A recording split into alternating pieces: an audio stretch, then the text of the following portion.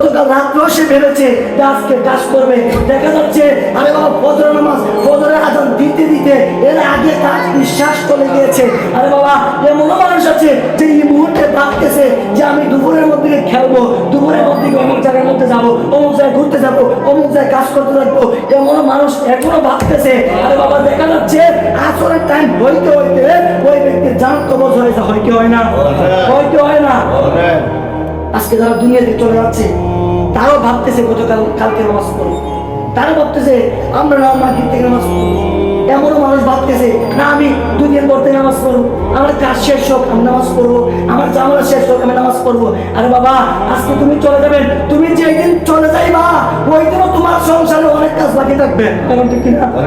যদি আপনি চলে যাইবেন ওই দিনও আপনার ফ্যামিলির জন্য অনেক কাজ বাকি থাকবেন। কেন আজকে আপনি কাজের দোহাই দিচ্ছেন? কেন আজকে আপনি কাজে বলছেন কাজ আছে আর নামাজের মধ্যে আর কাজের সাথে কি শামিল? নামাজের কাজের কোন শামিল নয়। নামাজ হচ্ছে আল্লাহর জন্য আর কাজ হচ্ছে আপনার জন্য।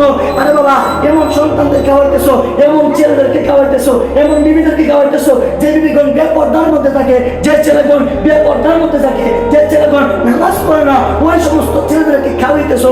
আবার বলতেছো যে মরে গেলে জান্নাত চাইবা। আরে বাবা শুনো, জান্নাত এত সহজ নয়। জান্নাত পাইতে হলে আমার নবীকে জান্নাত চাইতে বেশি ভালোবাসতে হবে। ভালোবাসবে কেমন? তখনই ভালোবাসা বোঝা যাবে যখন আমার দয়াল নবীজির আইন কানুন মানবে। আইন কানুন কেমন? হজ করা নবীর আইন, যাকাত দেওয়া নবীর আইন, আবার রোজা রাখা নবীর আইন, নামাজ পড়ো নবীজি ভালোবাসা নিয়ে আসলেন ওইটাও নবীজির আইন।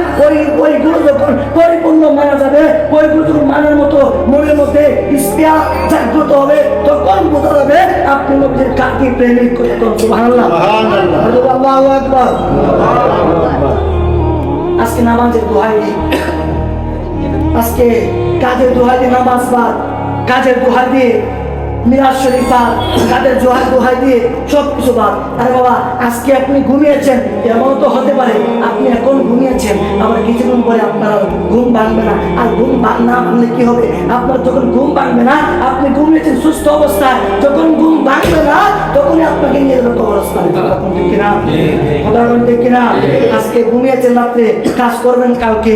ঘুমিয়েছেন আজকে, নামাজ পড়েন পরশুদিন। আজকে ঘুমিয়েছেন, নামাজ পরশুদিন। এমন ভাবে করতে করতে করতে নামাজ তো হচ্ছে না, আপনার সবকিছু হয়ে যাচ্ছে। বাবা রে দুনিয়ার জন্য যা কিছু করবেন সবকিছু কোনো কিছু আপনার কাজে আসবে না যদি আল্লাহ পাকের সামনে থাকতে পারেন, আমার নবীর সুন্নতে মোতাবেক থাকতে পারেন, তখন আপনার আমার জিন্দেগি পুরো জ্বালা হয়ে যাবে। আমরা কেন বলি নামাজ পড়ার জন্য? আমরা কেন বলি দাঁড়িয়ে রাখার জন্য? আমরা কেন বলি জাকাত দেওয়ার জন্য? কেন বলি রোজা রাখার জন্য? আমাদের কোনো ফায়দার জন্য বলেন না, আমাদের কোনো ফায়দার জন্য, আমাদের কোনো ফায়দার জন্য না। আর আপনি দাঁড়িয়ে রাখতে তো আল্লাহ রাসূল আপনাকে মহব্বত করবে, আর এই দাঁড়িয়ে রাখার কারণে হয়তো আমার আল্লাহ পাককে খুশি হই না, আমাকেও আল্লাহ পাক ভালোবাসবে। আর আজকে আপনাকে বলি শুধু আপনি দাঁড়িয়ে রাখার জন্য, নামাজ পড়ার জন্য, নামাজে আসার জন্য। কেন? নামাজ একমাত্র পড়বে আল্লাহ রাসূলকে খুশি করার জন্য। কাদের জন্য? আমাকে দেখে আমার জন্য। অনেক মানুষ আছে আমাকে দেখে নামাজ পড়ে, এই কারণে নামাজ পড়ে আমাকে দেখে আমার জন্য।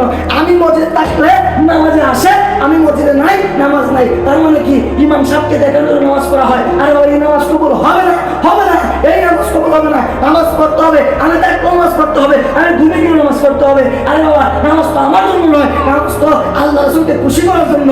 আল্লাহ রাসূলকে খুশি করার জন্য যখন নামাজ পড়া হয়, আমার আল্লাহ বলে 1 ওয়াক্ত নামাজ 10 ওয়াক্ত নামাজের সব। সুবহানাল্লাহ।